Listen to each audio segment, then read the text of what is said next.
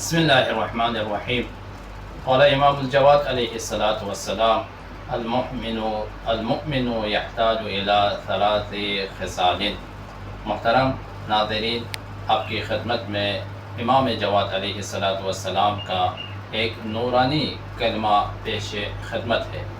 امام علیہ الصلاۃ والسلام اس نورانی کلمے میں مومن کو اپنے زندگی میں جن چیزوں کی طرف محتاج ہے اور جس سے اس کی ایمان اور عمل بہتر رہ سکتا ہے، درست رہ سکتا ہے، ان چیزوں کی طرف ارشاد فرما رہے ہیں۔ امام ان چیزوں کی، یہ تین چیزیں انسان مؤمن کی، کسی مؤمن کی شخصیت کی تکمیل، اس کے دینی اور روحانی ترقی کی بنیادی حیثیت رکھتی ہے۔ ان چیزوں کے بغیر ممکن ہے مؤمن بھٹک سکے یا اپنے ایمان اور عمل میں کمزور پڑ سکے۔ لہٰذا وہ تین چیزیں کہ جس کو مؤمن اپنے زندگی میں محتاج ہے، امام فرماتے ہیں المؤمن یحتاج الی ثلاث خصال، مؤمن تین خصلتوں کی طرف محتاج ہے۔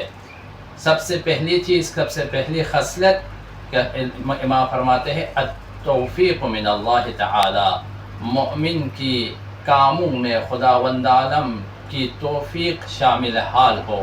انسان کسی برائی سے بچنا چاہے تو وہاں پر خداوند عالم کی توفیق شامل حال ہو، کسی نیکی کو، اچھائی کو انجام دینا چاہے تو وہاں پر انسان کی نیکی میں خداوند عالم کی توفیق شامل حال ہو۔ انسان اپنی طاقت، اپنی مال و دولت، اپنی عقل سے کچھ بھی نہیں کر سکتا جب تک خداوند عالم کی توفیق شامل حال نہ ہو جائے۔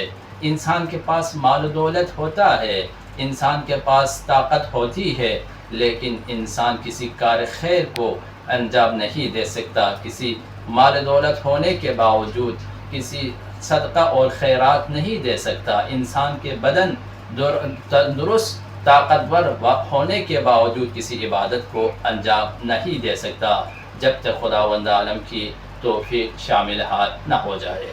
بس یہ پہلی صفت مومن کے لیے ضروری ہے۔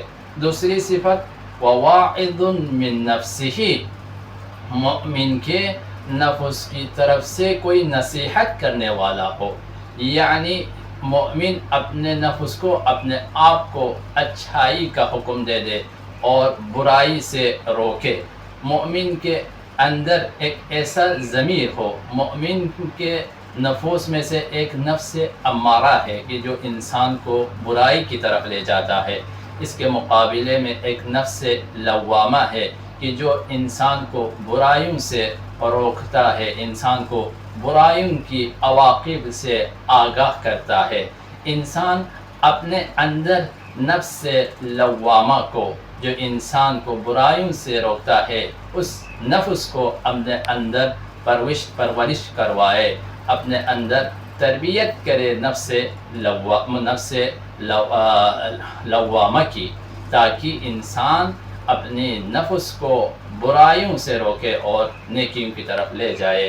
تیسری چیز جو صفت اور خصلت کی جس کو مومن کی ضرورت ہے، وہ یہ کہ وقبول ممن ینصحہ، کہ اگر کوئی شخص، کسی مومن، کسی دوست، کسی عالم اگر اس کو کوئی نصیحت کرے تو اس صورت میں وہ اس کی نصیحت کو قبول کرے۔ کوئی انسان مخلصانہ انداز میں کسی مومن کی نصیحت کرتا ہے تو اس صورت میں اس کی بات کو سننے کے بعد اس کے حق میں ہے تو اس صورت میں وہ اس کی نصیحت کو قبول کرے۔ ہم دیکھتے ہیں لوگوں کو کہ اپنے غلطیاں دیکھنے کے باوجود اگر کوئی شخص اس کی غلطی بتاتا ہے تو اس صورت میں انسان تکبر کی وجہ سے یا ضد کی وجہ سے اپنی غلطی کو قبول نہیں کرتا۔